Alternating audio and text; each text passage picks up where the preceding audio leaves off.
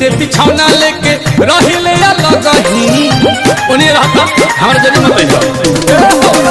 हो जिला राजा रोजे सुते के संग ही यही से बिछौना लेके रहिले अलग ही ए बोले कि ना द्वार को अपना ही चार गो धक्का के बरसा ढेर जन्म मवला त तू ही बाझावा ना खेलई है पड़ोसी हो पैदा करे के जिम्मा तो हर का बोला के पोसी हो तू ही बताओ ए बोलो मुआ के बात दोषी हो साले साले खाली जन्म ही बाबा के करा के पोसी हो तू ही बताओ हम सयाए में के बात दोषी हो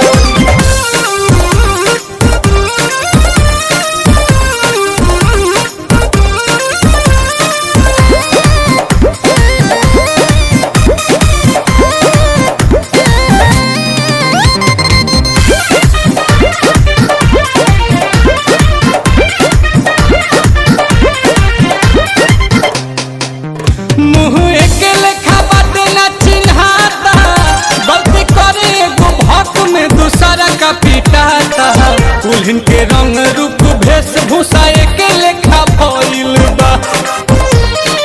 ए राजा की होई छोटा काका रात भर न सोते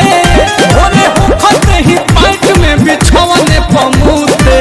बातिर छोले करहन पूरा तहर पकइल बा